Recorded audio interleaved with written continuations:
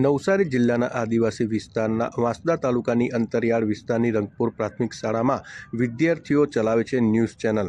બોલવામાં ખચકાતી હોય અને ડરતી હોય તેવી વિદ્યાર્થીનીઓને ડર દૂર કરવા માટે શાળાના આચાર્યને એક વિચાર આવ્યો અને એ વિચારને સાર્થક કરવા માટે શાળા દ્વારા હાથ ધરાયો નવતર પ્રયોગ। આવો દર્શાવીએ શાળા વિશે રિપોર્ટ। 21મી સદીમાં વાલીઓ પોતાના બાળકોને ના છૂટકે પણ ખાનગી શાળામાં ભણાવવા મજબૂર બન્યા છે।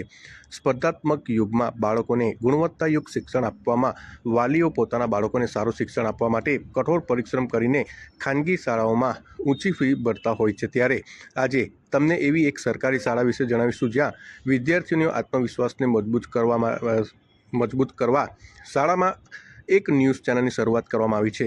આ ન્યૂઝ ચેનલમાં વિદ્યાર્થીઓ જ એન્કર બની પોતાની શાળામાં થતી માસિક પ્રવૃત્તિ ન્યૂઝ સ્ક્રિપ્ટમાં ફેરવીને કેમેરા સમક્ષ વાંચી જાય છે। તો આવો જાણીએ નવસારીના એક નાનકડા ગામમાં આવેલી સરકારી શાળા જે સોશિયલ મીડિયા પર પ્રખ્યાત બની છે। નવસારી જિલ્લાના વાંસદા તાલુકાના અંતરિયાળ ગામમાં આવેલી રંગપુર પ્રાથમિક શાળાની અહીં અભ્યાસ કરતી વિદ્યાર્થીનીઓ શાળામાં થતા પ્રોગ્રામ કે પ્રાર્થના સભા સમયે બોલતા ઘણી અચકાતી હતી। સતત આ પ્રકારની પરિસ્થિતિ જોઈને શાળાના આચાર્યએ દીકરીઓના મનથી ડર કાઢવા માટે કંઈક અલગ આઈડિયાનો વિચાર કર્યો હતો। વર્ષ 2017માં પોતાની જ શાળામાં એક ન્યૂઝ રૂમ તૈયાર કરાવ્યો હતો અને શાળામાં સંચાલકોએ રંગપુર ન્યૂઝ નામની યુટ્યુબ ચેનલની શરૂઆત કરી, જેને હાલમાં ખાસ્સી લોકપ્રિયતા મળી રહી છે। ટીવી પર દેખાતી ન્યૂઝ ચેનલ જેવા જ સેટઅપ શાળામાં ગોઠવવામાં આવ્યા છે। જેમ ટીવી પર દેખાતી ચેનલ પર ચટપટા સમાચારને ન્યૂઝમાં સ્થાન આપવામાં આવે છે, એવી જ રીતે અહીં શાળાની માસિક પ્રવૃત્તિને ન્યૂઝ સ્ક્રિપ્ટમાં ફેરવીને વિદ્યાર્થીઓ જાતે એન્કર બની એને કેમેરા સમક્ષ વાંચી જાય છે। સાથે જ આ સમાચારને સોશિયલ મીડિયામાં અપલોડ પણ કરે છે। ધીરે ધીરે તેઓ પોતાની ભૂલને જોઈને હવે પ્રોફેશનલ એન્કર જેવા જ સમાચાર વાંચતા થઈ ગયા છે। મારું નામ માહી કુમારી વીરુભાઈ ગાવિત। હું રંગપુર પ્રાથમિક શાળાના ધોરણ 6માં ભણું છું। ન્યૂઝ દ્વારા આપણે વિશ્વની બધી જ માહિતીઓ જોઈ શકીએ છીએ। એથી જ પ્રેરિત થઈને અમે અમારી શાળામાં આર ન્યૂઝ નામની ચેનલ ખોલી છે। આર ન્યૂઝમાં તો સૌ પ્રથમ મહિના દરમિયાન કોઈ ઇવેન્ટ્સ હોય, કોઈ મુલાકાતે આવ્યું હોય, એની અમે નોંધ કરીએ છીએ અને એને સ્ટુડિયો રૂમમાં રજૂ કરીએ છીએ। ત્યારબાદ એને શૂટ અને એડિટ કરી અમે સોશિયલ મીડિયા દ્વારા ગ્રામજનો, ગામના વાલીઓ અને રાજ્યના ખૂણે ખૂણે સુધી પહોંચાડીએ છીએ। તેથી ગામના વાલીઓ અને ગ્રામજનો માહિતગાર બને છે કે શાળામાં શું શું થઈ રહ્યું છે।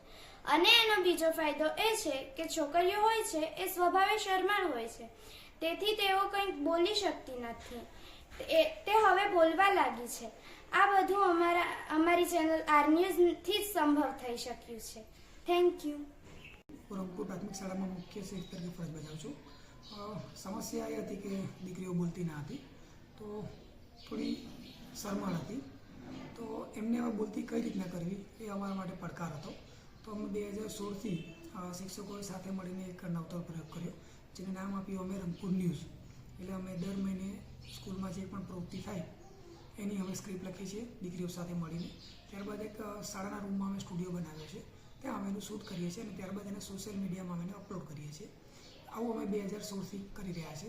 હવે ફાયદો એ થયો કે જે દીકરીઓ શરમાળ હતી એ આજે અમારી સામે વ્યવસ્થિત પોતાની અભિવ્યક્તિ રજૂ કરે છે, વાલીઓ સામે અભિવ્યક્તિ રજૂ કરે છે અને સરકારશ્રી દ્વારા લેવાતી તમામ સ્પર્ધાઓમાં મારી દીકરીઓ આજે ભાગ લે છે અને રાજ્ય કક્ષા સુધી પણ મારી દીકરીઓ ભાગ લઈ આવી છે।